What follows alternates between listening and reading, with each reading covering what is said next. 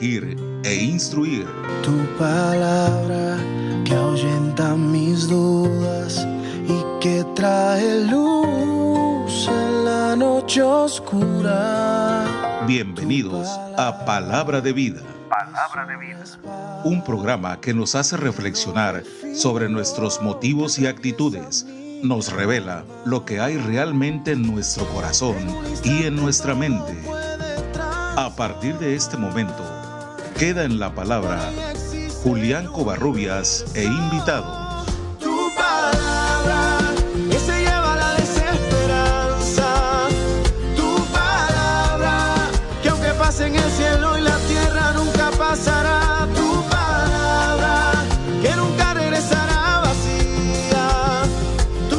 Hola, muy buenas noches, amigos de la 105.1 FM Radio Vida. Ya tenemos las 8:10.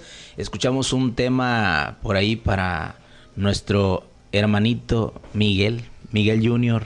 y nuestra hermana Yaneli, que aquí mi hermano le dedicó este tema. Pues bueno, hermano, está todavía como que sigue, ¿verdad?, con esa emoción de ser papá. Y esas ojeras como que van creciendo. Sí, ya no se pueden ocultar y pues sí, creo que la ley de la vida, la ley que Dios ha dispuesto y un enorme reto, no dado por Dios, pero agradecido también porque yo creo que eso es lo bonito, ¿no? De la gracia de Dios, que en las responsabilidades uno puede encontrar siempre el placer y la satisfacción. Y de hecho, parte del tema que tenemos hoy se trata precisamente algo de eso. Sí, bueno, el tema de esta noche se llama la necesidad de ser guiados. Vamos a tener es un tema fresco y siempre tratamos de traer temas que como sociedad nos hagan ser mejores. Recordemos que vivimos en un puerto, una ciudad muy bonita, y pues yo creo que una de las cuestiones que nos ayudan a nosotros como seres humanos es a reconocer esa necesidad de tener alguien que nos guíe, alguien que nos lleve. Hay una frase por ahí en una de las canciones de el brasileño Roberto Carlos, ¿cuál es la canción de Jesucristo precisamente? Hay una parte, ¿verdad?, donde dice: veo las nubes en el viento que van, ¿verdad?, empujadas por el viento, dice, y veo a la gente en la tierra que va caminando, y menciona la frase: esa gente necesita a alguien que le diga por dónde ir. Sí, y yo creo que es muy cierto, es verdad, la gente necesita. ¿Cuántas personas llegamos en nuestras vidas a ciertas encrucijadas donde no sabemos por dónde ir? Pero también como sociedad muchas veces nos toca esta cuestión de la elección. Nos toca la cuestión de decidir quién te va a guiar o quién nos va a guiar. Tenemos, por ejemplo, así a nivel mundial, esta cuestión de los partidos donde las personas cambian de repente de líderes y escuchan a aquel que tiene mejores opciones, mejores posturas, mejores postulados para poder guiar a las personas. Y también fíjate, como en la familia también, en las familias la responsabilidad de los padres. Ahorita, hermano, ahorita ya es otra cosa. Ahorita, hermano, ya con un hijo ya es muy diferente. ¿Qué vas a hacer como padre para poder dirigir a tu familia? ¿Por dónde la vas a guiar? Porque de repente siempre, por lo regular, el débil se cobija en el que está a cargo, decir, dime por dónde. Y una cosa bien importante es que mucha queja a veces de jóvenes sobre padres es la queja de decir: es que tú me trajiste aquí, o tú no me supiste guiar, ¿verdad? Hay como ese... Un reclamo, exactamente. Yo creo que más que nada hoy en día sufrimos una pérdida de dirección, ¿no? Sufrimos la imposibilidad de poder ver pues los caminos que nos pueden conducir al bien, ¿no? En este caso al objetivo, que nos pueden conducir a la satisfacción, que le pueden dar sentido a la vida. Y yo creo que la analogía del pastor, ¿no?, es sorprendentemente hoy en día es necesaria. Porque la figura de un pastor, bien usted lo comentó, ¿no? La figura de una autoridad o de alguien que tiene cierto poder es precisamente ayudar a los débiles. Hemos entendido que las figuras que tienen poder normalmente la vemos en la vida cotidiana, son aquellos que abusan de ese poder. Pero el poder en términos de Dios, en términos bíblicos, es el auxilio, la ayuda, la protección.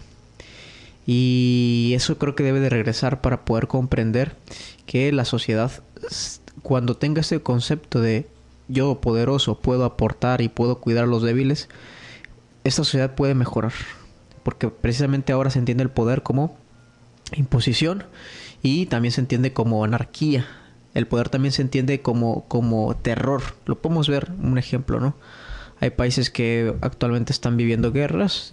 En este caso en la parte euroasiática, como puede ser Ucrania o en Medio Oriente, ¿no? Y las personas con armas, ¿no? Con armas de destrucción, ¿no? Se sienten poderosas. Pero el poder no es para amedrentar al débil, sino es para cuidarlo. Exactamente. Entonces, cuando se desvirtúa ese concepto de poder, pues se produce lo que vemos en la sociedad. Muertes. Y usted lo dijo muy bien, ¿no? Hay padres que de alguna manera abandonan su vocación, ¿no? Paternal, y que producen precisamente pues un mal a aquellos que en teoría deberían haber protegido. Sí, hay un texto, yo creo que vamos a tomar el texto base para desarrollar esta temática a través de esta hora y media de la palabra de Dios. Vamos a desarrollar lo que es capítulo 10 de Juan. Creo que no sé si lo tengas igual de coincidencia, porque es uno de los temas caballitos de batalla para hablar de este tema, la cuestión de la guianza, y valga la redundancia, ¿verdad? No es una analogía nueva, porque también David en el Antiguo Testamento lo toma, en el caso en el Salmo 23. De hecho, esos son los dos versículos, o bueno, los dos pasajes que yo tengo como ejemplos para desarrollar. Ok, bueno, yo quiero leerlo. Dice: de cierto os digo, el que no entra por la puerta en el redil de las ovejas, sino que sube por otra parte, ese es ladrón y salteador. Mas el que entra por la puerta, el pastor de las ovejas es. A este abre el portero, y las ovejas oyen su voz, y sus ovejas llama por nombre y las saca. Y cuando ha sacado fuera todas las propias, va delante de ellas, y las ovejas le siguen, porque conocen su voz. Mas al extraño no seguirán, sino huirán de él, porque no conocen la voz de los extraños. Esta alegoría les dijo Jesús, pero ellos no entendieron qué era lo que les decía. Volvió pues Jesús a decirles: de cierto digo, yo soy la puerta de las ovejas. Todos los que antes de mí vinieron, ladrones son y salteadores, porque no los oyeron las ovejas. Yo soy la puerta, el que por mí entrare será salvo, y entrará y saldrá y hallará pastos. El ladrón no viene sino para hurtar y matar y destruir. Yo he venido para que tengan vida y para que la tengan en abundancia. 11. Yo soy el buen pastor. El buen pastor su vida da por las ovejas. Mas el asalariado, y que no es el pastor, de quien no son propias las ovejas, ve venir al lobo, deja las ovejas y huye, y el lobo arrebata las ovejas y las dispersa. Así que el asalariado huye porque es asalariado y no le importan las ovejas. Yo soy el buen pastor y conozco mis ovejas, y las mías me conocen. Así como el Padre me conoce y yo conozco al Padre y pongo mi vida por las ovejas, también tengo otras ovejas que no son de este redil. Aquellas también debo traer, y oirán mi voz, y habrá un rebaño y un pastor. Por eso me ama el Padre, porque yo pongo mi vida para volverla a tomar. Bueno, pues ahí termina esta parte de la escritura donde el Señor se presenta, da varias alegorías, ¿verdad? Se presenta como el pastor, se presenta como el pasto que come la misma oveja, y como la misma puerta por donde entran las ovejas. Ese pasaje tiene mucho jugo, hermano. Cuando lo estaba estudiando, en primera instancia podemos ver a un pastor que conoce a sus ovejas, ¿no? Y que sus ovejas la reconocen. Y también podemos ver en estos pasajes, ¿no?, que hay salteadores, es decir, que hay ladrones. Leyendo un poco el contexto cultural e histórico, se puede distinguir entre los vándalos y los ladrones. Había esa distinción dentro del contexto histórico, ¿no? Es decir, que el salteador o que el ladrón hurtaba las casas. En cambio, el vándalo, digamos, saltaba en medio de los caminos, ¿no? Okay. Entonces, es muy interesante de entrada, porque aquí hay un punto importante, hermano, que el pastor no solamente conoce a sus ovejas y sus ovejas le reconocen, sino que el pastor conoce por nombre a sus ovejas. Sí, lo menciona el texto, claro que sí. Y esto pone en perspectiva a cómo muchas personas se dejan guiar por personas que ni siquiera conocen su nombre. Y voy a poner un punto, digamos, que conocemos todos nosotros en varias congregaciones, ¿no? Hay pastores de iglesias muy grandes. Incluso hay figuras eclesiales como por ejemplo un obispo o un papa incluso. Pero, y que le dicen buen pastor o que le dicen pastores, ¿no? Y que no lo son en un sentido estricto, por lo menos no lo que podemos ver en la Escritura. Porque el pastor conoce por nombre a sus ovejas. Entonces una particularidad del buen pastor es conocer a sus ovejas por nombre, tener una relación. Cuando no existe esta comunión entre la oveja y el pastor, es una relación ficticia, claro, y no es lo que está describiendo la Escritura. Sí, y si tomamos esta analogía, hermano, podríamos decir en la casa. Yo creo que si la primera figura que el joven ve como su pastor, como su guía, es su propio padre. Uh-huh. Ahora, ¿qué pasa cuando un padre no conoce a su hijo? No pasa tiempo con su hijo. Es difícil guiar a alguien que tú no conoces. O prácticamente imposible guiar a alguien que no conoces.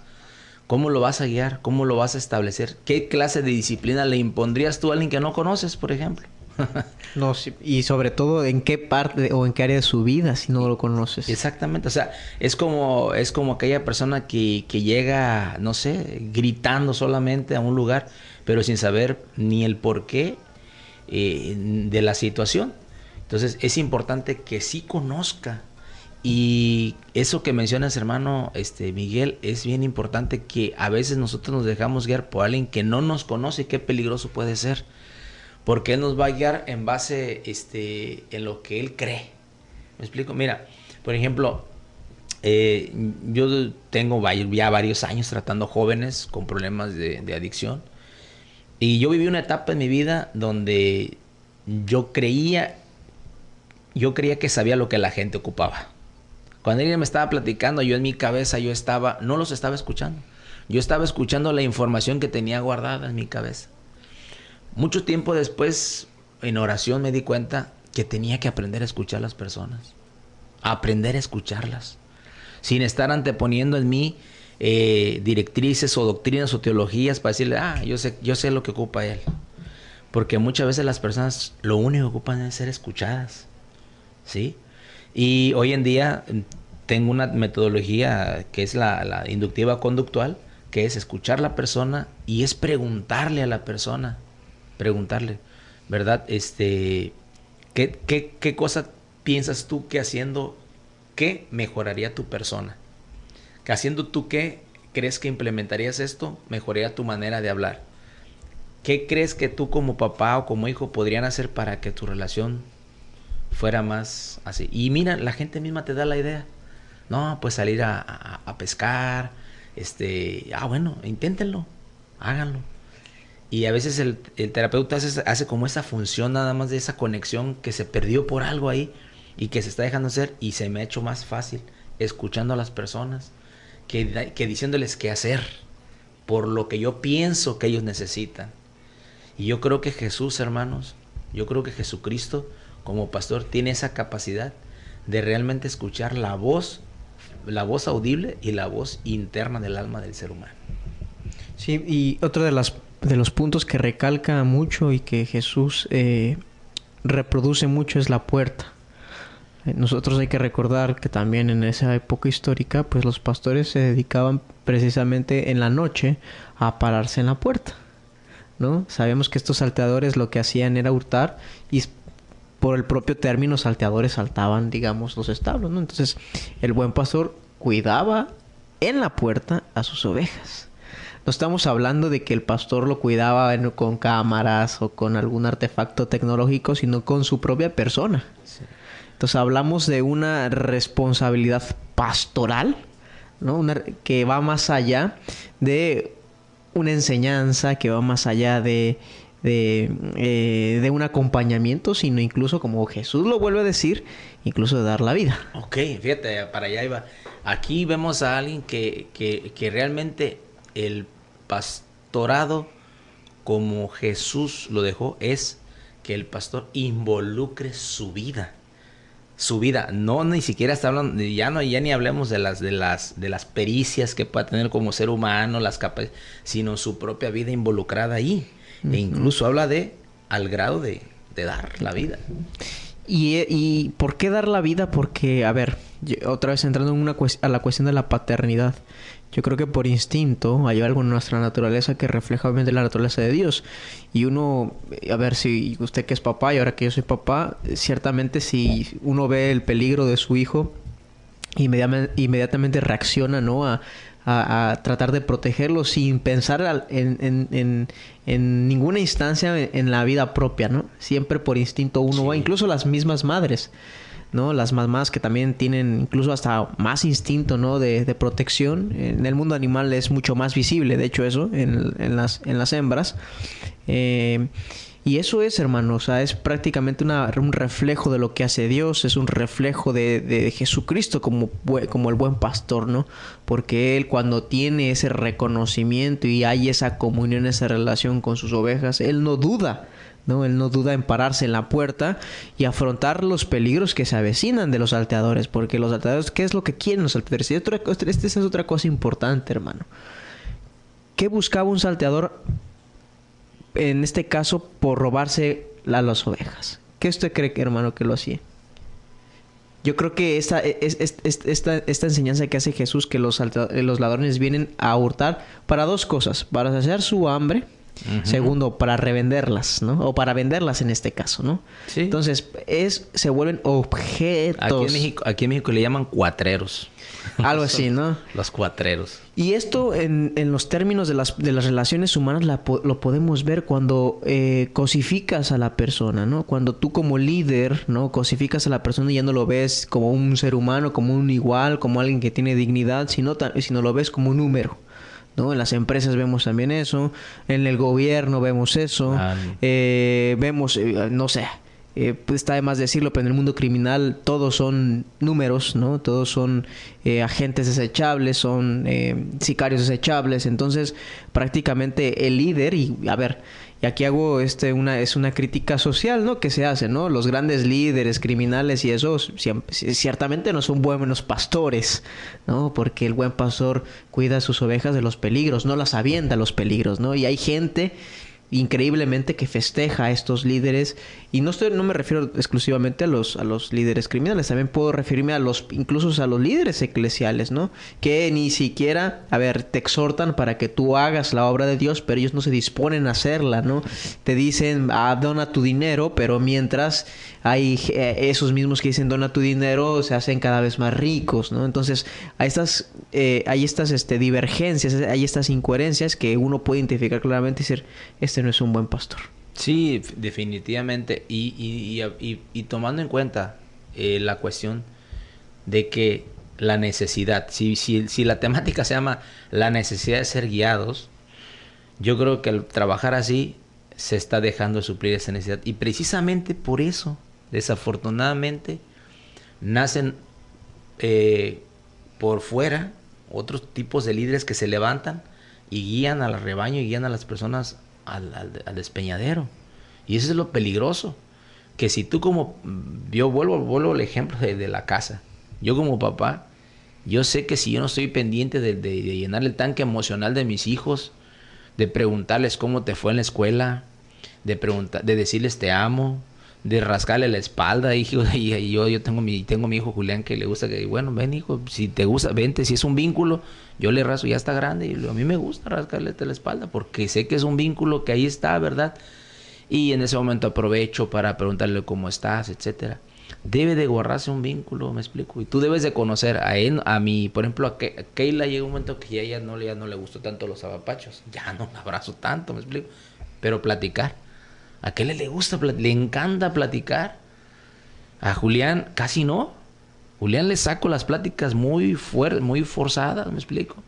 Pero el vínculo es el tacto. Le gusta que le esté rascando la cabeza o la espalda, viendo una película. Y Keren es muy diferente.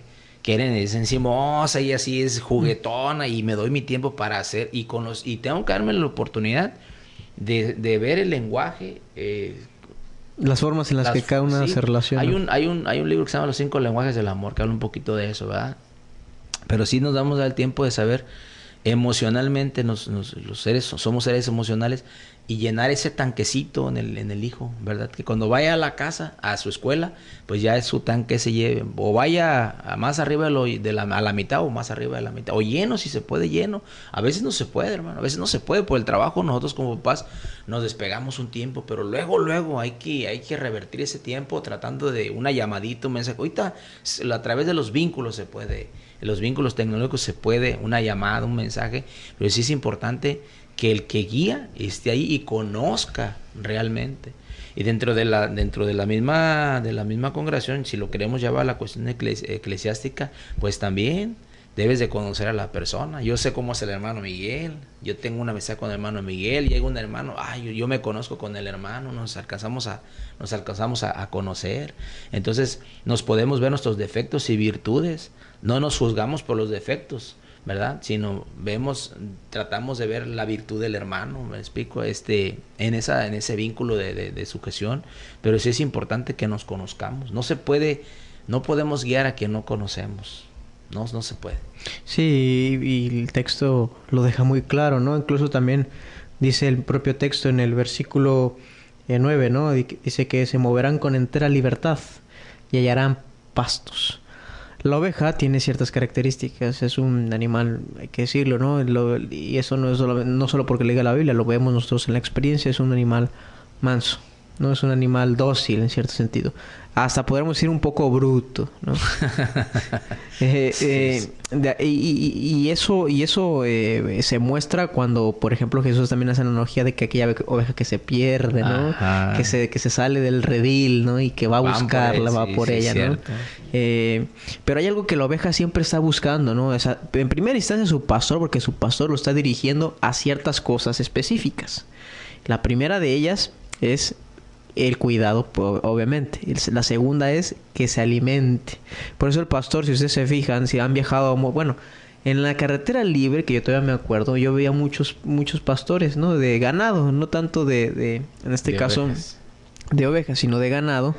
Y uno puede ver que las vacas andan sobre el pasto, pero y fíjese lo interesante, que el pastor no está visible, pero el pastor está, yo creo que el que conoce un poco el pastoreo sabe que se tiene que poner en un lugar específico para poder ver panorámicamente, ¿no? Es cierto. Entonces, lo interesante es de que el pastor, antes de que las vacas reposen en un lugar, el pastor ya examinó el área, ¿no? Ya examinó en dónde van a reposar su ganado, ¿no? O sea, el pastor es el primero que va, digamos, en esa filita es el primero que va, el primero que reconoce, y una vez que están establecidas, está cuidando desde lo panorámico, ¿no? Entonces vemos ciertos elementos asimismo en la oveja, ¿no?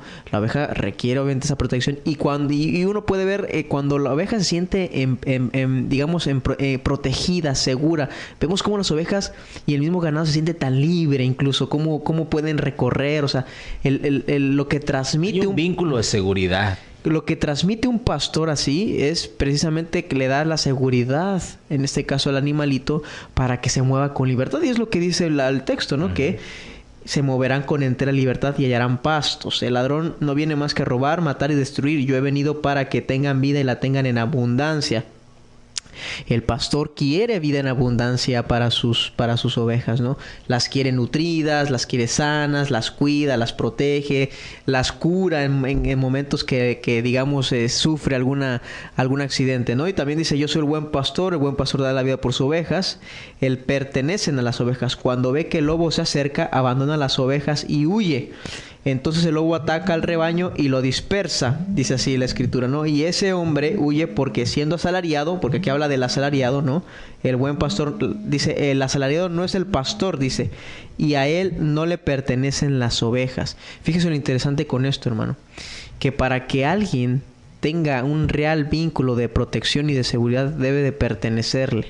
A veces en esta sociedad, en esta ideología liberal, hermanos, hemos visto que el hecho de que tú le pertenezcas a alguien ya es como si uno estuviera oprimido, ¿no? Vemos en las relaciones matrimoniales, por ejemplo, ¿no? Cuando tú le dices a tu esposa, oye, tú me perteneces, ¿no? Entendiendo en el sentido de que, pues, somos una un mismo espíritu, una misma carne, etcétera, ¿no? Hoy ese lenguaje han querido tratar de destruirlo, ¿no? Ese concepto de pertenecer lo han querido totalmente destruir, porque en esta ideología un poco, no un poco, sino en una ideología que está de cabeza, ¿no? Se entiende permanencia como si se cosificara, pero precisamente la pertenencia, hermano, lo que transmite la pertenencia es la capacidad de poder ofrecer tu vida, porque uno ciertamente cuando le pertenece, en este caso, cuando en cierto sentido te pertenece tu esposa, tú vas a dar la vida por tu esposa, por tu familia, porque el poder o la autoridad no se refleja con la imposición, sino de Jesús fue muy claro con eso, sino con dar la vida, ¿no? Ok, yo creo que al aprender si tomáramos, imagínate, hermano, te ponte a pensar, si ese modelo lo tomaran, vamos a hablar desde de inicio, las iglesias, si lo tomaran los regidores, si lo tomaran los presidentes, imagínate qué clase de sociedad fuéramos, ¿sí? Y cuando nosotros sabemos y conocemos al pueblo, o sea, fíjate que esa cuestión del conocimiento es conocer al pueblo en los dos aspectos, ¿sí? Porque hoy en día la forma de dirigir a veces el pueblo, por ejemplo, vuelvo al mismo ejemplo del papá, hermano, y yo lo digo porque yo lo he visto en las familias.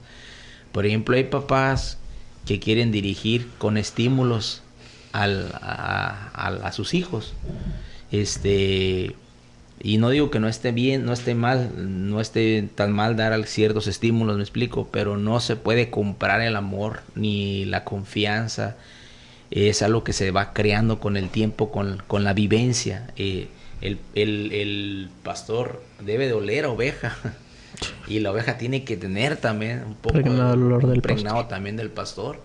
Y en ese caso el hecho de repente papás que llegan y a través, te voy a comprar un aparato de esto, y a través de eso, pues en el momento el único vínculo que está es eso, el haberle comprado un celular, el haberle comprado, pero no hay un vínculo de vivencia.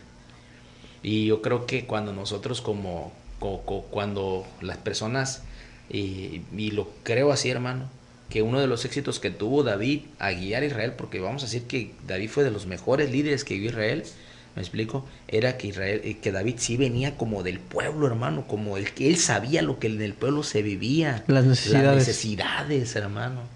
Y a veces por eso yo estoy de desacuerdo cuando los poderes se heredan, porque yo creo que una persona heredada carece de conocer realmente la necesidad del pueblo, la gente, hermano. Y se lo puedo súper asegurar, hermano, que una persona que viene desde abajo tiene más convicciones, no quiero echar porras, ¿verdad? No quiero echar porras porque no, yo soy apartidista, sí voto, siempre ejerzo mi derecho, pero por ejemplo, a mí una persona que me parece de muy sentido común en cuestión de política aquí localmente, y le mando saludos, y no tengo una amistad con él, me hablo con Benjamín, se llama Benjamín Nava, el de la carnicería. Es una persona que no ha necesitado estar en algún cargo, es una persona que mucha gente sabe que dona carne a un lugar, que llena, y después se ha tratado de meter los vínculos de la política y todo eso. Porque ese tipo de personas sí saben, o sea, se dan cuenta que acá abajo a veces hay personas que de repente no tienen ni para una viejita, que no tiene ni para poner una pila en su casa, etcétera, hermano, ¿me explico? Cuando las personas son así como heredadas, también se corre el riesgo, ¿verdad? Que dice el dicho, que el que no tiene y llega a tener loco se quiere volver, se corre ese riesgo. Pero una persona de verdad que viene abajo sí conoce y sí sabe las necesidades de la gente. Cuando las personas son así que, órale, te doy esto porque pues yo me lo gané y te lo regalo, me explico, carecen de ese sentido. Yo creo que David tenía esa esencia del pueblo, era del pueblo. Sí, es totalmente cierto que uno como pastor debe impregnar el olor a oveja, ¿no? Y precisamente ese vínculo que se crea es la causa del movimiento en el cual el pastor da la vida por sus ovejas. Ahora, hermano, quisiera concentrarme un poco en, yo creo, un problema existencial, ¿no? Del ser humano contemporáneo, y que no solamente o exclusivamente recae en el hombre contemporáneo. En en épocas históricas el hombre ha sufrido de un vacío espiritual, ¿no? Y por eso quisiera concentrarme en el aspecto espiritual, porque también hoy estamos ávidos de que nos dirijan, estamos ávidos de encontrar propósito y sentido. Y yo he podido ver, y esto fue un análisis que hice, ¿no?, en mis meditaciones con la escritura, que el Salmos 23, ¿no?, ese gran Salmos que se recita en muchas iglesias y que parece ser casi un himno, ¿no?, lo hemos tratado a lo mejor con poca seriedad. No digo que no se lea o no se graba, pero aquí hay mucha riqueza de lo que el hombre realmente necesita, porque como bien dijo usted, ¿no?, el buen pastor identifica la necesidad de su oveja. O sea, no solamente se está centrando en querer ejercer la autoridad, sino en llenar su necesidad. Y yo puedo ver aquí, claro, en Salmos 23, por ejemplo, dice así: el Señor es mi pastor, nada me falta. En verdades pastos me hace descansar. En verdes pastos, aquí, como lo habíamos dicho en el Evangelio de Juan, vemos que hay la abundancia de la comida, ¿no? Es en los pastos donde las ovejas se alimentan. Y también esto, cuando uno come, es interesante, muy interesante esto. Cuando uno come, ¿qué produce en el cuerpo? Satisfacción. Por eso descansas. El descanso no es más que satisfacción, ¿no? Y la satisfacción es, a ver, no lo puedo definir en términos así que es algo conceptualmente así, pero nosotros sabemos cuando estamos satisfechos. Claro. ¿No? O sea, no sabemos en qué grado, en qué medida estamos, pero sabemos que ya estamos satisfechos. Y la satisfacción es algo que carece el hombre moderno, el hombre como tú y como yo. Por eso vamos a las drogas, por eso vamos a la pornografía, por eso vamos a incluso al peligro, ¿no? Hablábamos de camino para acá, como a veces las personas entran al mundo de las drogas por aventura, porque realmente su vida no tienen esa chispa, no tienen falta de propósito. Exacto, ¿no? Y quieren encontrarle algún evento desencadenador que pueda cortar con la cotidianidad de sus vidas en su imaginación, obviamente de sus vidas, digamos, aburridas, ¿no? Y de hecho te lo diré, el pastor oriental, el pastor que es de allá, su pastoreo no es como aquí, ¿eh? Nosotros conocemos aquí, por ejemplo, la gente tiene cierto acre, ¿no? El pastor oriental eran a veces hasta días, ¿eh? Así es. O sea, realmente saca a la oveja de su área, o sea, la saca, me explico, conoce que la oveja es curiosa por naturaleza, entonces él mismo le ejerce ese espacio. Bueno, vamos pues, pero guiada. Y yo te llevo, pero yo voy delante de ti. ¿Sí me explico? Entonces yo creo que un joven de iglesia que lo tienes como una burbujita, no, déjalo que conozca el mundo, pero llévalo tú. A ver, hijo, y tú háblale a tu hijo de las drogas, pero yo te voy a llevar ahí. Y mira, yo mismo te voy a... Mira, esto se llama marihuana y mira, es así, de esta manera, ¿me explico? Eso se llama así, ¿me explico? O sea, tú llévalo, porque si tú no lo llevas, él solito por curiosidad va a querer salir. Entonces el pastor oriental hace días en cuestión del pastoreo la saca la oveja. Tiene ese vínculo, vente, yo voy, no te vas a perder nada, pero acompañado. Sí, y la guía, de hecho, es otro de las tareas fundamentales, porque yo puedo ver en el texto de Salmo 23 tres tareas principales que hace el buen pastor, ¿no? Aunque no se trate precisamente en el Salmo del buen pastor, habla del buen pastor en cierto sentido, ¿no? 3 tareas que uno, redescuchas, tanto tú como yo, tenemos que identificar, ¿no? Y que podemos apoyarnos. Obviamente esas tareas solamente las va a suplir al que está describiendo el Salmos, ¿no? Pero ya, digamos, en tareas eclesiásticas o así, hay que ver y hay que distinguir cuáles son esas tareas primordiales que nos da el Salmo, ¿no? Y dice así también, dice, dice, junto a tranquilas aguas me conduce. Otro elemento de ¿qué? De satisfacción, porque el agua satisface la sed. Claro. Y es una constante alimenticia o dietética de la Escritura. A ver, Jesús es el pan, Jesús es la roca donde, digamos, el río en el cual fluye, ¿no? Y hay esa agua vivificante. Entonces vemos ciertos elementos de comida, porque miren, la comida se hizo, o Dios la creó, para poder experimentar la satisfacción. Claro, la comida se queda en un plano material, pero lo que Dios nos quiere demostrar es que la satisfacción, como se puede dar en lo material, también se puede dar en lo espiritual. Sí.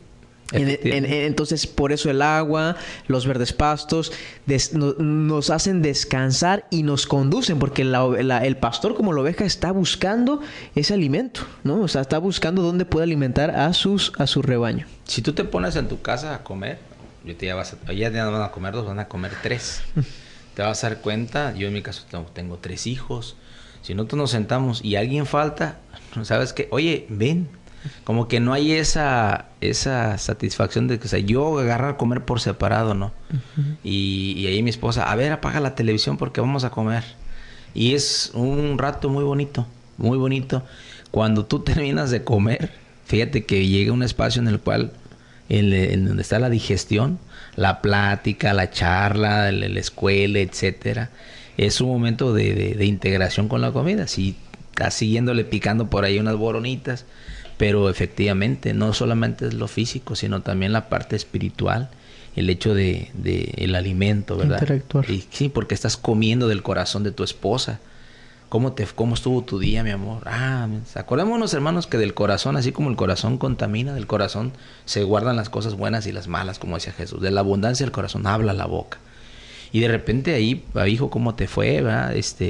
Una plática.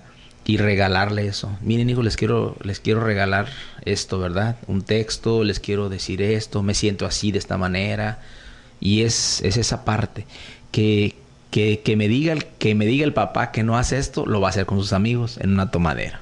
Uh-huh. Porque al final de cuentas lo vas a hacer. Sí, porque el ser humano así fue diseñado. Tiene ese diseño de la convivencia, de la relación. Te lo aseguro que si no lo haces así, lo haces con el compadre. Pero te aseguro que tú tienes un lugar donde vas y descargas esos vínculos. La Torah tiene, y los teólogos han explicado esto, ¿no? A través de los ojos del apóstol Pablo. Tiene 3 estructuras, ¿no? Lo que conocemos como la ley moral, la ley civil, la ley dietética. Lo importante de la ley moral es que te enseña cómo conducirte, qué es lo bueno y qué es lo malo, o sea, te manda a hacer lo bueno. La ley civil son leyes de convivencia, porque el ser humano por naturaleza convive, ¿no? Se relaciona con otros, con sus otros iguales. Y el tercero son las leyes dietéticas. Lo importante que es la comida. De hecho, cuando nosotros vamos a Gálatas, el punto central del argumento del apóstol Pablo para poder, digamos, poner un alto a estas ideologías judaizantes que se estaban acercando a la iglesia era precisamente que todos caben en una misma mesa. El banquete. O sea, la cuestión del alimento es fundamental dentro de la teología cristiana. El alimento. De hecho, una de las cosas más centrales que hubo, yo creo que después de la cruz, fue la última cena. ¿No? Y esto se ha malinterpretado y no es tema de esta noche, hermano, pero la centralidad no está en el pan en sí, está en el hecho de que tú convives comiendo con otros, ¿no? Y nosotros podemos rastrear desde San Ignacio de Antioquía, de Policarpo, de Clemente de Roma, de Policarpo de Esmirna. Podemos ver que la centralidad es en efecto. Hace días yo por eso publicaba en el grupo la centralidad que tiene la cena del Señor, ¿no? No tanto por el pan y el vino, ¿no? Que son elementos importantes, pero también y sobre todo por el hecho de que tú convives con ellos. Hay una relación y Jesucristo está en medio, porque en la convivencia de los santos Jesús está ahí. Cuando dice mismo el Señor, cuando hay 2 o más congregados en mi nombre, ahí estoy yo. La relación de iguales, en este caso de aquellos que reposan o que reposa el Espíritu Santo en ellos, eso es lo que Dios nos llama siempre a hacer y lo que nos promete con ese banquete, ¿no? Que tanto nos ha repetido, por ejemplo, en Apocalipsis podemos ver, lo podemos ver en el apóstol Pablo. Entonces, los elementos de las cuestiones de dietéticas o de alimentos son fundamentales. ¿Por qué? Porque satisfacen el alma. Fíjate que lo que mencionas tiene mucha coherencia, porque precisamente una de las alegorías que menciona precisamente el Juan capítulo 10, cuando habla de pastos, se refiere a la doctrina, se refiere a la enseñanza. Ese texto que hemos leído nosotros, yo lo he usado para evangelizar, pero está mal usado para evangelizar, porque no se trata de el ladrón, ni siquiera se refiere a Satanás, se refiere a los falsos maestros. Exacto. Hay que aclararlo, ¿verdad? Más que nosotros los evangelistas usamos ese texto porque es un texto caballito de batalla para ganarle a una persona para Cristo, porque tiene la Biblia, es que es una espada de dos filos. Pero el contexto y realmente el texto no está hablando de Satanás, está hablando de los falsos maestros.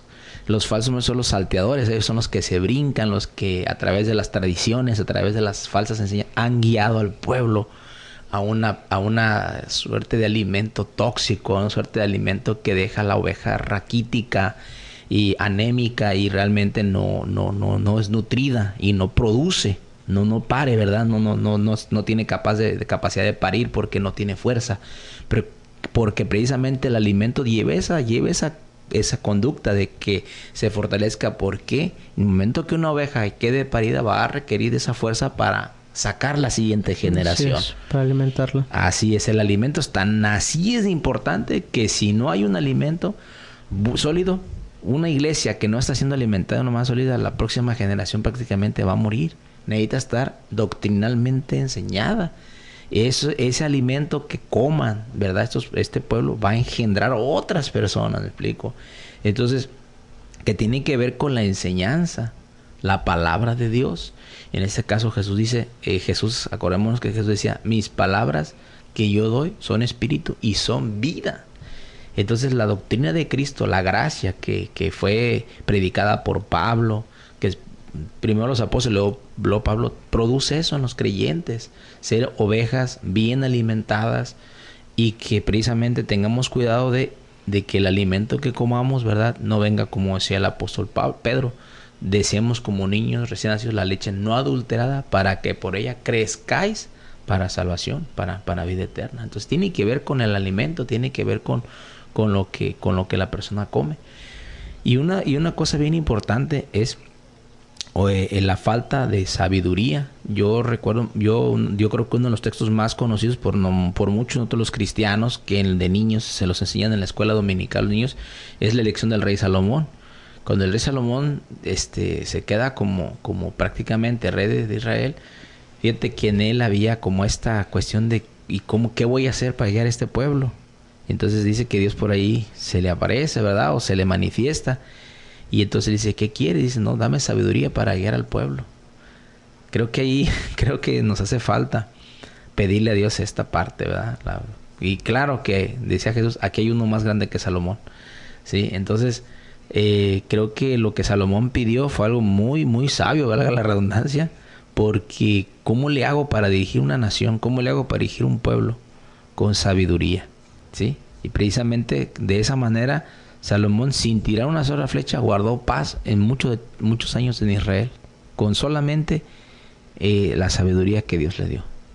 Sí, yo quisiera cerrar el punto de la satisfacción del descanso poniendo otro ejemplo. Hermano, yo creo que nos ha pasado que muchas veces hemos tenido hambre, ¿no? Tenemos mucha hambre por X o por Y, por la cotidianidad de la vida, por la revolución o digamos, pues sí, el hecho de que no podamos nosotros por los tiempos, por X cosa, poder o disponer de comer. No sé si le ha pasado, pero uno se pone de malas. ¿Cómo no? Pasa, fíjese. Me duele la cabeza, de hecho. Fíjese, pasa con la comida y pasa por algo también como el sueño. Cuando uno tiene sueño, y es algo que me recalcaba mucho mi mamá, cuando yo iba a la universidad, me decía, no dormiste bien por zonas de malas. Cuando uno no descansa, hermano, es cuando le sale lo peor de uno. ¿Cierto? Y qué bonita analogía, porque cuando alguien está insatisfecho de su vida, Es lo peor que puede, y es lo que digamos, lo que transmite es pura negatividad, es pura maldad, es puro odio, es cosa negativa, y lo podemos ver en las cuestiones muy, muy cotidianas, ¿no? Como la falta de sueño, la falta de hambre, ¿qué otra cosa podría ser? La falta de, digamos, incluso de distracción, ¿no? Uno cuando está empapado en la chamba, en el trabajo, y no tiene momentos de distracción, llega hasta el límite. Incluso, a ver, usted, hermano, es pastor y trabaja en las obras del Señor, pero a su ceniza de descanso, a pesar de que trabaje en las obras del Señor, merece descanso con el Señor propiamente. Claro. No en el trabajo, porque una cosa es estar en el trabajo del Señor y otra cosa es estar en el Señor. Muy cierto. Entonces, esa es una de las partes, hermano, que yo puedo ver en la vida, digamos, existencial del ser humano, que cuando uno no está satisfecho, uno no descansa, sale lo peor de uno. Pues ya empezamos a ver aquí que Jesucristo, por excelencia, es el guía perfecto para nosotros como personas, para descansar, para reposar, para estar bien alimentados, para estar bien seguros también. Y saber también lo importante aquí es que muchos de los líderes hoy en día o personas, hablando de líderes desde políticos y religiosos, hoy en día están dirigiendo a las ovejas, pero en base a sus gustos. Uh-huh. Y allí hay algo bien peligroso, ¿verdad? Es como cuando el hijo le dice al papá, mira, papá, te voy a obedecer, pues, pero me vas a ir a la fiesta. No creo que sea la manera correcta de guiar a un pueblo. Por ejemplo, desgraciadamente, y yo digo que la sociedad va a ser sociedad siempre va a haber problemas morales, pero el problema es hoy en día que mucho líder quieren guiar al pueblo dándole sus gustos, dándole lo que a ellos les satisface. Uh-huh. Y al punto de que en Estados Unidos hay lugares donde dicen, no, pues por mí fumo marihuana, nomás que sea así y así de esta manera. Nomás como para que no digan que perdí yo el control, te voy a decir como que tú más o menos me dijiste, pero prácticamente ya perdiste el control. Y de repente, tampoco estoy diciendo, ¿verdad? También tenemos el otro extremo, líderes que son ya anarquistas, que dicen, vas a hacer esto así y punto. También creo que es el otro extremo. Tenemos naciones como Cuba, Venezuela, que vemos ya lo que pasó ahí en esos países. Ya sería como el otro extremo. Es bien importante que el que va a guiar o el que guía, ¿verdad?, tenga esa capacidad de no tener ese doblez ante lo inmoral, ante lo injusto. Yo recuerdo las palabras, por ejemplo, de Jesús, cuando Jesús empieza a predicar de una manera, cuando habla acerca de su carne y el que no come su carne. Y el momento que Pedro dice, Señor, la gente se va, como que se le estaban ya dispersando, ¿no?, las ovejas. Pareciera que fueran las ovejas, pero probablemente Jesús estaba tranquilo porque se ve que las ovejas de él ahí estaban. Así es. Entonces Jesús, ahí también hay que entender, no todas son ovejas, porque el que es oveja oye la voz y obedece. Reconoce la voz y obedece. Ahí está la diferencia, ¿sí? No es que la oveja dirija al pastor diciéndole, oye, ¿sabes qué? Mira, Jesús, pues yo quiero seguirte, pero pues de vez en cuando quiero snifarme una línea de cocaína, o quiero hacer esto, o quiero traer un amante. No hay un doblez. ¿Por qué? Porque el pastor dice, no, es que eso que te ofrece, ese es el alimento que te ofrece el mundo. Yo te ofrezco estos pastos, los pastos de la fidelidad, los pastos de la rectitud, de la honestidad. Y entonces llega el momento que Jesús le dice a Pedro, pues si quieres irte tú también te puedes ir, ¿verdad? Y ahí Pedro le dice, Señor, pero ¿a quién nos vamos si solamente tú tienes palabras de vida eterna? Ahí podemos ver que Jesús dijo, nadie es indispensable. Claro, solo Él. Claro. Y ahorita que hablaste de eso, quiero echar un bocadito más adelantito. Ahorita que hablaste de eso de lo indispensable. Y fíjese, hermano, que es que esta satisfacción, este descanso, este saciamiento del hambre y de la sed, en términos espirituales, se da a partir o por medio de la dirección. Dice así el otro verso, dice, me guía por senda de justicia por amor a su nombre. Esto podemos traducirlo, digamos, sobre una traducción cuántica del Antiguo Testamento, el Nuevo Testamento, con Mateo 11, donde dice así la Escritura, ¿no? En el versículo versículo 28, vengan a mí todos ustedes que están cansados y agobiados, y yo les daré descanso. Carguen con mi yugo y aprendan de mí, pues yo soy apacible y humilde de corazón, y encontrarán descanso para su alma, porque mi yugo es suave y mi carga es liviana. Está hablando particularmente estos textos de la enseñanza. Él estaba haciendo un contraste entre la enseñanza fariseica, que era muy gravosa, que era una carga y que no producía frutos y sobre todo no producía salvación. La enseñanza de Jesucristo es totalmente contraria. ¿Por qué? Porque la enseñanza de Jesucristo no solamente es el llenarte del conocimiento teológico, bíblico, sino es el encontrar el descanso, la satisfacción. ¿A través de qué? De sus palabras. La importancia cuando Dios te habla es fundamental para descansar en Él. Eso es vital, ¿no? Y hermano, entonces, esto está muy vinculado, está interconectado, el descansar o estar satisfecho con el hecho de estar siendo dirigido por ese buen pastor. Solamente ahí. Y otra cosa, hermano, antes para dar la palabra, es la tercera cuestión que yo veo en el buen pastor. Ya vimos que por un lado da la satisfacción, y la segunda dirige, y la tercera protege, porque dice así: aún si voy por valles tenebrosos, no temo peligro alguno, porque tú estás a mi lado, tu vara de pastor me reconforta. Un punto aquí bien importante: en la oscuridad, ¿no? Se acostumbraba que a las ovejas pues se les pegara con la varita. La visibilidad era muy pobre, era muy poca, entonces la varita era la que te enderezaba. Por eso cuando uno se pregunta, hermano, híjole, me está lloviendo sobre mojado. Ciertamente estamos viviendo tiempos oscuros, ¿no? Cuando uno pasa por situaciones que dije, ¿y dónde está Dios? Y parece que Dios nos está pegando más, ¿no? Nos está dando más. Y dije, ahí sí exclamamos: Dios, ¿por qué si ves que me está lloviendo, me están dando hasta para llevar, ¿por qué todavía rematas? Es que precisamente es en la oscuridad cuando se le da esos golpecitos con la vara, ¿no? Porque precisamente lo que está evitando el Señor es que nos perdamos, porque en la oscuridad es mucho más fácil que uno se pierda, ¿no? Y lo podemos ver sobre esta analogía. Sí, y fíjate que lo que estás mencionando acerca de la oscuridad, precisamente el apóstol Pedro, déjame leerlo, nos habla propiamente que la palabra de Dios hace esa función en nuestra vida. Por ejemplo, dice aquí la escritura, es segunda de Pedro 1, dice así: tenemos también la palabra profética más segura, la cual hacéis bien en estar atentos, como a una antorcha que alumbra en lugar oscuro, hasta que el día esclarezca y el lucero de la mañana salga en vuestros corazones. Si hay algo con lo que el pastor Jesucristo está pastoreando hoy en día la iglesia, tiene que ser la palabra de Dios. Hay otro salmo que dice: lámpara es a mis pies tu palabra y lumbrera mi camino. Entonces es la palabra de Dios. Ahora, ¿la palabra qué?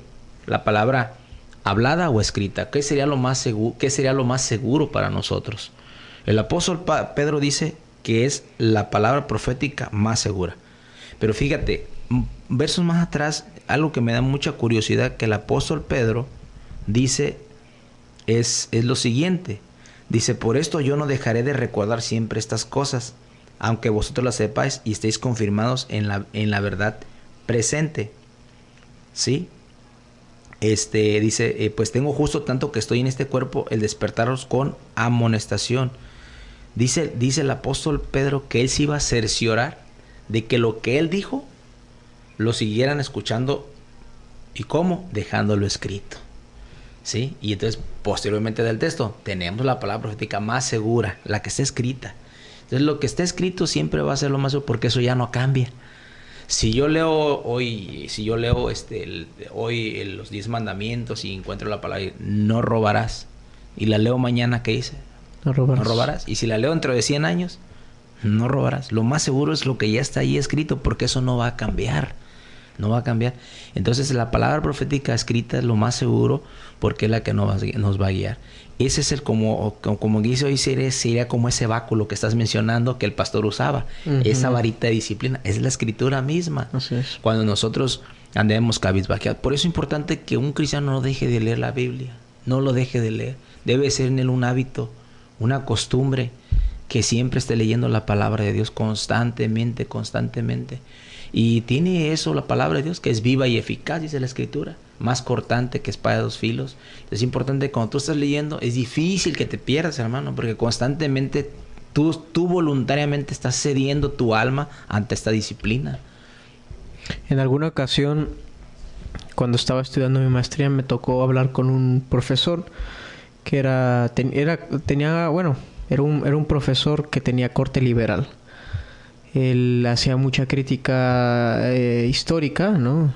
Respecto a la Biblia. Decía, hay unos pasajes que se contradicen, hay otros pasajes que históricamente no son correctos, o que la historia no es consistente con otra revisión de otro evangelio, cosas de esas, ¿no? Es una postura un poco liberal respecto a la escritura.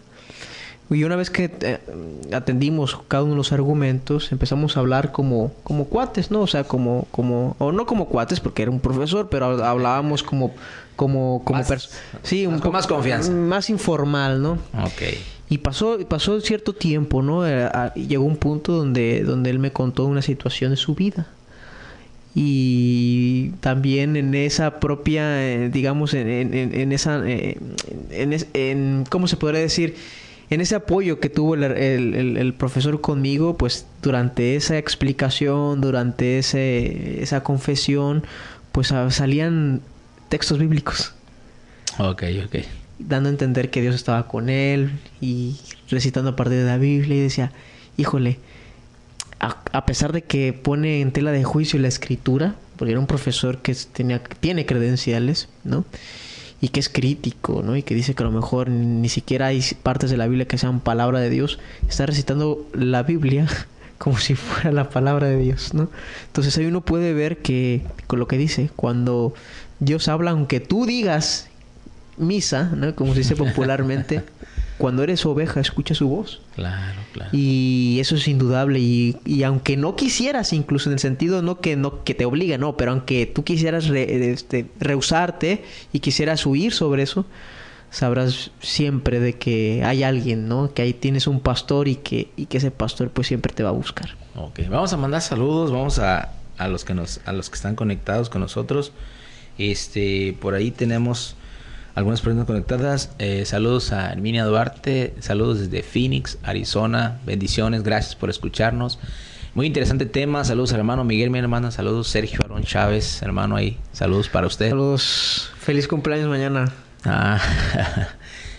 Merino Brian dice ahí, por ahí 10 enviadas, 10 estrellitas enviadas. Merino. Saludos. Por aquí tenemos también. Hace rato estaba conectada mi esposa, mi hermano Otero también. Estaba aquí, miré, pues por ahí. Sí, por ahí está G. Martínez y Otero. Bueno, los hermanos Otero, hermano Cristian, bendiciones por estar escuchándonos. Qué bien me dio gusto ver que le está yendo bien en Caleta al hermano, ¿verdad? El Señor está haciendo una obra ahí. Pero bueno, yo quiero dar un texto bíblico. Hace rato mencionaste, es bien importante, de que como que nadie era indispensable. Mira, hay una parte en la Biblia, en el Antiguo Testamento, que precisamente le pasó a David. David sí o sí fungía como el pastor de Israel, siendo el líder, el rey político. Pero mira, creo que cuando al político, al pastor y al jefe de casa se le olvida quién es la cabeza, se van a perder las ovejas, se van a perder las cosas, ¿sí? Otro saludo para Alejandro Salas Millán, saludotes. Y le pasó a David. Mira, es importante que sepamos. Dice Corintios, Pablo dice a Corintios, que el hombre es cabeza de la mujer, así como Cristo es cabeza del hombre. O sea, hay un orden. Aquí el indispensable es Jesucristo. Pero mira lo que le pasó a David. Dice, mas Abisaí, hijo de Sarbia, llegó a su ayuda e hirió al filisteo y lo mató. Entonces los hombres de David le juraron diciendo, nunca más de aquí en adelante saldrás con nosotros a la batalla, no sea que apagues la lámpara de Israel. Bueno, David era una costumbre que a David le gustaba salir a la guerra. Y llega este hombre, parece que le ha dado un gran consejo. Pero creo que este consejo le subió el ego a David. Como le dijeron, tú eres la lámpara de Israel. A ver. ¿Cómo lumbrera? Ajá. Mucho cuidado. Y ahora, ¿qué pasó cuando no salió a la guerra David? Andando en el terrado, mira a Betsabé y se mete con ella. ¿Dónde tenía que estar David en ese momento? En la guerra. En la guerra. Entonces, el hecho de que nadie es el papas fritas. Aquí el único rey de reyes, señores y señores, se llama Jesucristo. Por eso la sociedad y la comunidad está como está, porque está bien, ya llegaste a un punto. Está bien que tengas tenacidad, tengas ciertas capacidades, pero llegar a un punto donde tú mismo, el que está encima, necesita ser guiado también. Necesita de la cabeza, en este caso, que es Cristo. ¿Y cuál lámpara, Israel? Si después David mismo en el Salmo 51 pedía a Dios a gritos una pureza, una limpieza de su vida, porque ¿a dónde llegó a acabar David? Gracias a Dios, Dios lo restauró y lo levantó. Pero yo creo que le quedó una lección muy bien a David de saber. Y mire lo que dice David en el Salmo, dice: Señor, yo pequé para que se sepa que tú eres el importante, no yo. Yo no. Él lo menciona ahí, dice: para que se sepa que tú eres el Dios de Israel. ¿Sí? O sea, a David le quedó tan claro en su vida el derecho de decir: yo no soy la lámpara del pueblo. ¿Sí? Y ahora, ¿qué es lo peligroso de nuestros días? Que los seres humanos de repente sí buscan ciertos adalits, ciertos personajes, como decir, que los saquen como este es el próximo líder. Referentes. Ciertos referentes. Este es el que sigue, me explico. El ser humano tiene esa tendencia a levantar a un cierto líder y decir: guíanos, llévanos, muévenos. Lo peligroso de esto es cuando las personas se ven como de esta manera, como que sí, en ellos está la solución para la sociedad.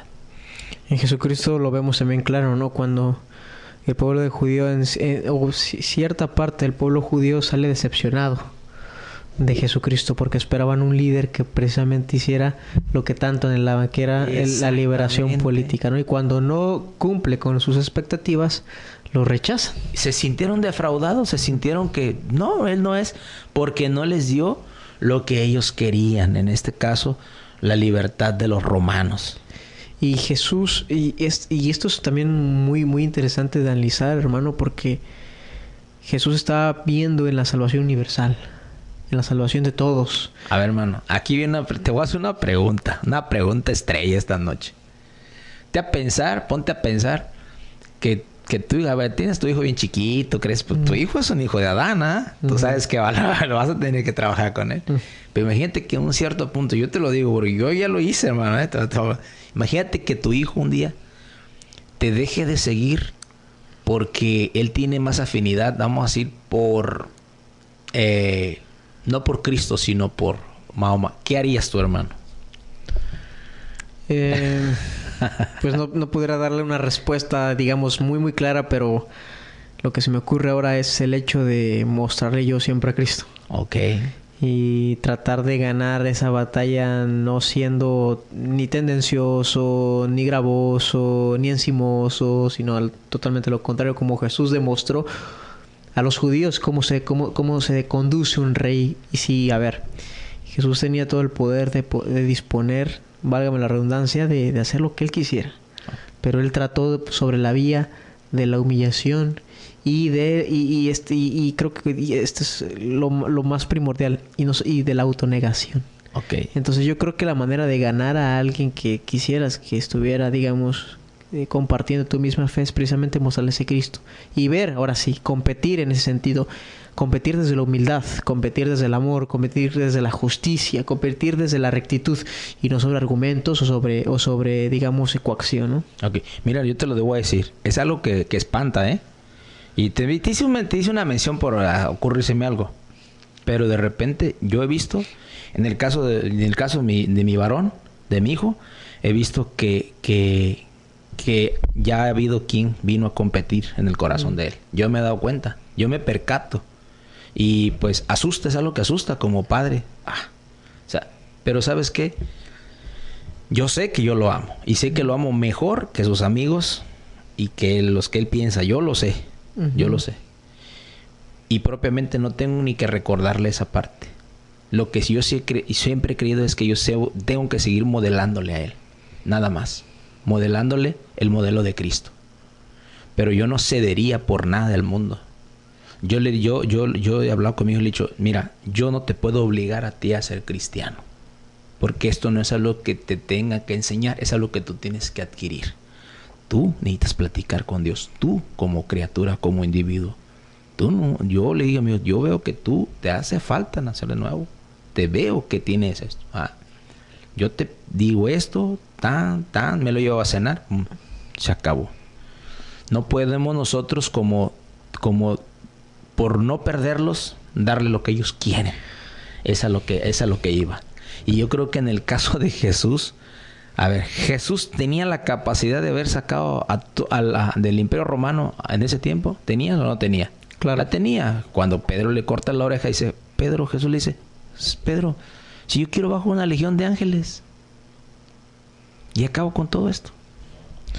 Yo creo que Dios es muy sabio porque me dio un hijo cuando, digamos, he repasado todos los escenarios. Yo creo que lo que me caería, digamos, más de sorpresa sería la muerte de un ser querido, eso sí. Pero digamos, en esos digamos, desniveles de la vida, ya he practicado ciertos escenarios y yo lo que puedo, o la forma en la que yo me pudiera conducir, hermano, es, yo creo que si me viera alguien súper conservador, sí diría, tu papá es un poco liberal, ¿no? Porque parecería que soy permisivo, etcétera, ¿no? Pero yo lo entiendo muy natural esto. Si hay una cuestión digamos, determinante de fe, ¿no? Que mi hijo quiera abandonar o que quiera alejarse de la fe, yo tendría que actuar no renunciando nunca a mis principios, porque también eso reflejaría de mi debilidad en el sentido de que no tengo la suficiente convicción para afrontar, pero tampoco no mostraría dureza, mostraría amor, misericordia. O sea, vivimos, yo creo, muy distanciados de la virtud. Santo Tomás define la virtud como el punto en el equilibrio, sin el defecto y sin el vicio. ¿El vicio qué es? Pues la glotonería, todo lo que excede. ¿Y el vicio qué es? Todo lo que falta. Entonces la virtud está en el punto medio. Ni que te excedas, ni que te falte. Entonces, ni que te falte la justicia, ni que te excedas en el amor, ¿no? Bueno. Entonces, bajo esa medida, yo me conduciría. Yo, si mi hijo tiene algunas, se adhiere a ciertas creencias que se oponen o que de alguna manera contrastan con mis convicciones, yo lo que haría es, no estoy de acuerdo, pero eres mayor de edad, en dado caso que sea mayor de edad. Uh-huh. Hay que ver ese punto también. Tú puedes, en este caso, claro, yo si está dentro de mi tutela, yo le diría, mira, el día que tú quieres hacer lo que tú quieres hacer, uh-huh, de aquí para adelante lo puedes hacer. Pero mientras, yo soy tu papá y te conviene a ti. Y yo no te voy a obligar ni que vayas a la iglesia, etcétera. Pero yo creo que lo primordial que sería es que un papá manda a su hijo a la iglesia no para que le vaya mal, sino para que le vaya bien. Claro. Y que pueda conocer a Dios para que evite ciertas circunstancias que te van a pasar. Que a lo mejor dices ahorita, no me van a pasar. Pero te van a pasar porque siempre llega. Claro. Y en todo caso que sea mayor de edad, las puertas van a estar abiertas. Siempre vas a encontrar el amor, siempre. Pero no voy a renunciar a las convicciones, ¿no? Porque precisamente yo puedo conservar mis convicciones por amor a Cristo, y ese mismo amor a Cristo es lo que sustenta el hecho de que yo pueda estar aquí contigo y te pueda seguir amando, porque de lo contrario no pudiera amarte como te amo ahorita. Sí, yo creo que un ejemplo así de una oveja descarriada sería el hijo pródigo. Uh-huh. El padre, el amor lo mantuvo, su misericordia la mantuvo ahí, o sea, él sabía la esperanza, tengo que estar. Yo creo que le daba fuerza a vivir al padre esperando al hijo que regresara. Uh-huh. Y yo creo que este ejemplo de los hijos o las ovejas que se descarrían, en su momento oyen la voz. Esa es la diferencia. Quizá en ese momento o eres juzgado porque te apartaste de la iglesia, te apartaste de tu caminar, pero yo creo que siempre está esa esperanza. Estás vivo y en tu corazón extrañas a lo mejor ese momento de congregarte, decir, me alejé. ¿Y cuánta gente regresa, me explico, a los pies del Señor? Y como el hijo pródigo dice, Padre, he pecado contra el cielo, ya no soy digno de ser llamado tu hijo. Y sin embargo vemos que el padre mantuvo esa afinidad con el hijo. Y le dijo, no, pues ¿cuál? ¿Cómo que un jornalero? Si eres mi hijo, estabas muerto, ahora vives.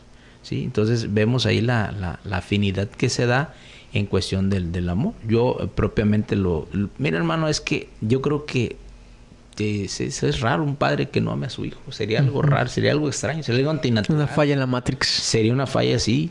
Yo creo que como padre... Ahora, ese amor, cuando es acompañado sin disciplina, pues ya se vuelve algo también, se vuelve un consentimiento, y el consentimiento sí no trae nada bueno, porque entonces tú vas a permitirle lo que él quiera y qué mensaje le da y donde él quiera.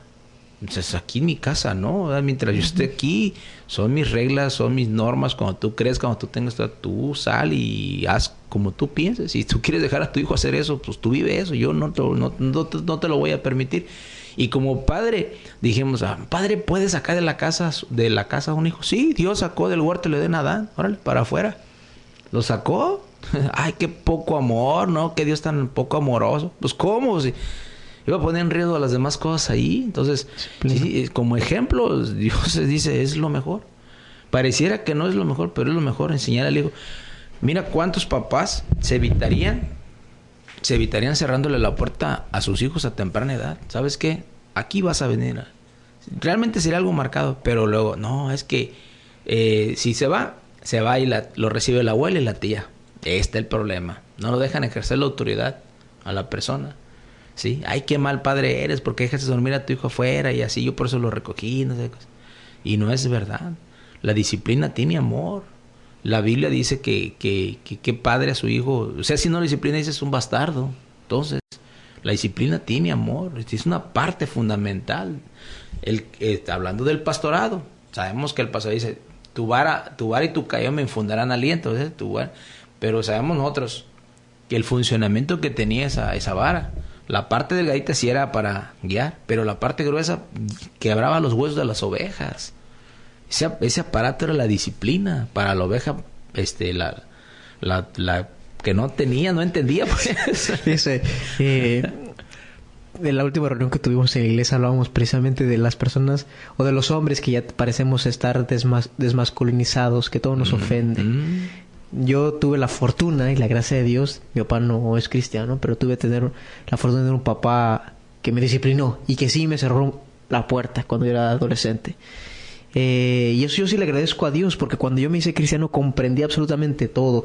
Les voy a contar, yo de niño, por ejemplo, y a lo mejor mi mamá se iba a estar escuchando, no sé, pero yo tenía que aproximadamente 4 años y mi papá siempre ha sido una persona de carácter y dura, ¿no? Y recuerdo una ocasión que jugando por desobedecerle, mi papá se enfureció. Me acuerdo que en el torneo, ¿no? Donde estábamos jugando de niños, pues yo quería seguir jugando y me decía, vete a descansar porque vas con tu equipo, necesitas descansar. Y dice que no le hice caso, se jugué con la banca, estaba jugando con la banca. Y mi papá, yo creo en su momento de enojo, pues yo estaba de portero, tira la pelota y ¡paz! Me quiebra la mano, ¿no? Y fue una anécdota porque hace poco me la recordó mi mamá, vino una tía y le contó y a veces piensan que mi papá me trató mal y todo, pero la verdad es que yo le agradezco a Dios, porque a pesar de que no era cristiano, con sus limitaciones, o sea, yo tengo ahorita y veo, de manera retrospectiva, digo, wow, o sea, hoy tengo la capacidad de reconocer una autoridad, ¿no? Claro. De ser respetuoso, de ser educado, de no meterme con las personas mayores, de no meterme incluso a relaciones sentimentales de otras personas, ¿no? O sea, todo bajo esta prisma de la disciplina. Claro, uno puede decir, y yo creo que también como papá voy a tener deficiencias. Yo no digo, mi papá es súper expresivo, pero me enseñó lo que me tenía que enseñar como papá, que es el hecho de la justicia, serlo honesto y no tentarte, porque mi papá no era de las personas que se tentaba el corazón, nunca pasó de más, o sea, sus golpes nomás fueron del cinto y ya. Ahorita eso también ya es muy difícil que las personas escuchen, uy, ¿cómo que te pegaba con el cinto? ¿No? Los derechos humanos o los derechos del niño. Pero te ayuda el golpe, la varita te ayuda, ¿no? Y eso me hace a mí, y yo creo que es lo que yo puedo ver en la sociedad. Yo no tengo, a mí si me ofenden, eso no tengo ese corazón de cristal, ¿no?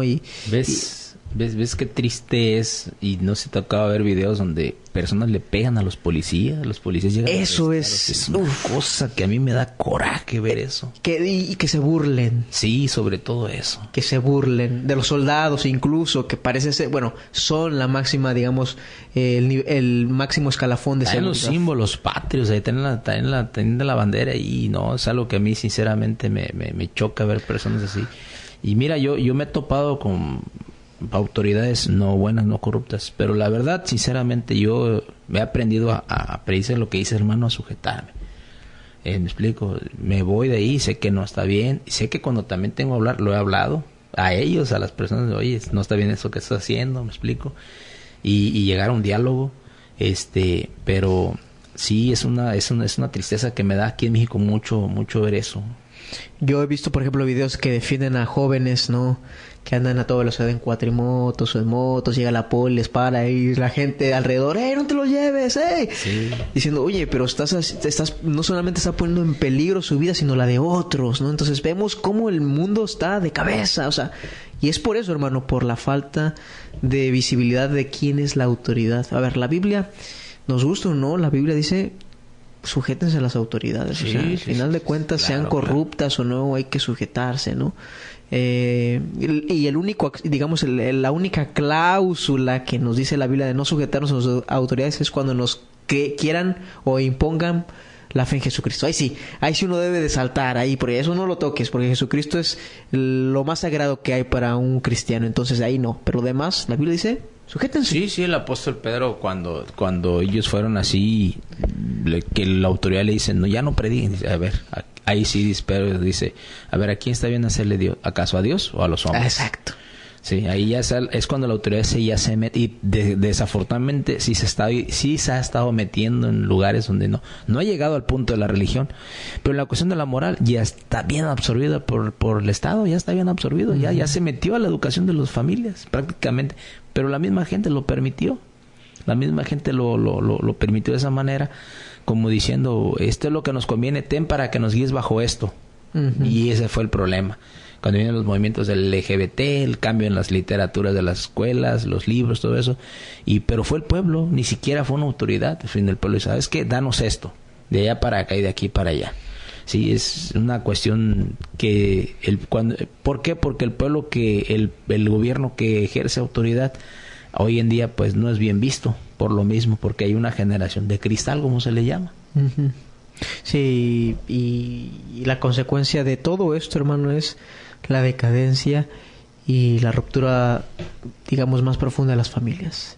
Y va a ser una bolita de nieve, ¿no? Porque si precisamente la causa de la decadencia de la sociedad es que las familias no están unidas, esa consecuencia también de eso va a ser que haya más familias desunidas. Por eso lo importante de que los jóvenes no solamente estén contemplando en terminar sus estudios o viajar por el mundo, uno de sus propósitos también yo diría a corto plazo, una vez que tengan edad y que tengan cómo sustentarse, claro, tanto en lo económico como en lo, digamos, en lo personal, no es casarse, tener familias. O sea, eso es indispensable. Una sociedad que no reproduce familias es una sociedad fragmentada. Es una familia mucho más vulnerable a ser deteriorada. Entonces, una sociedad que quiere fortalecerse tiene que fortalecer familias, tiene que fortalecer vínculos. La familia es, por naturaleza, digamos, la máquina que mejor reproduce los vínculos en la sociedad. Y si no tenemos familias, no tenemos vínculos, o tenemos vínculos superficiales. Ok, hermano, el último comentario, hermano, que tienes. Ya estamos llegando al final del programa. Faltan 5 minutos para despedirnos esta noche. Lo que podría decir en mi último comentario y como mi conclusión, hermano, es que el buen pastor se describe por 3 tareas fundamentales, como lo había dicho. La primera es el que te da satisfacción, el que te da descanso, el que sacia tu alma. Si tú estás en tu cuarto ahora y te estás preguntando cuál es el sentido de tu vida, pues cálale, como yo siempre digo, cálale a ver si el buen pastor te resuelve eso. La segunda, obviamente, es la guianza, la enseñanza, la dirección. Un buen pastor dirige a sus ovejas para que encuentre ese descanso, para que encuentre el agua que sacia su sed y para que encuentre los verdes pastos que sacien su hambre. Y la tercera es la protección. El buen pastor protege a sus ovejas e incluso da la vida por ellas. ¿Dónde podemos encontrar todo esto? En Jesucristo. Así que pruébalo, cálalo. Y como decían en la mercadotecnia, y si no te complace o no llega a no cumple tus expectativas, regrésamelo. Sí. Bueno, yo quiero terminar con un comentario, ¿verdad? También llega un momento en la vida de las personas donde a veces no sabemos qué hacer. Llega un punto. Yo en lo personal lo viví como joven. Llegué a un punto donde dije yo, ¿y ahora qué sigue? Y hay personas que a lo mejor llega un punto donde dicen, me quito la vida, ya no tiene ningún propósito. Si tú llegas a ese punto, en ese momento yo te voy a decir, clama a Jesucristo, clámalo, pídele que Él te guíe, y verás la diferencia que es cuando tú mismo te has ido a meter a ciertos lugares, cuando tú mismo has elegido en tu vida. La diferencia es cuando Él te lleva de la mano, cuando Él te pastorea. Es una diferencia abismal, es incomparable. Cuando tú hagas esto te vas a dar cuenta de lo perdido que estabas. La Biblia dice claramente que sí o sí tienes que llegar a ese punto. Dice Isaías 53:6, todos nos descarriamos como ovejas, cada cual se aparta por su camino, pero Jehová cargó en él el pecado de todos nosotros. Nosotros nos descarriamos, nosotros como seres humanos somos tendencia a desviarnos, a irnos por caminos diversos, pero Dios sabe que el único camino para nosotros como humanidad es a través del vínculo de Jesucristo nuestro Señor. Él es el camino, verdad y la vida.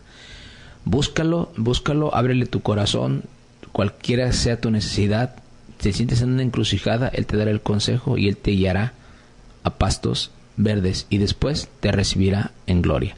Que Dios te bendiga. Mi nombre es Julián Corres Martínez. Fue un placer estar con usted. Y si el próximo lunes Dios así lo quiere, aquí mismo, aquí nos escuchamos y aquí mismo nos vemos en la 105.9 FM Radio Vida. Bendiciones.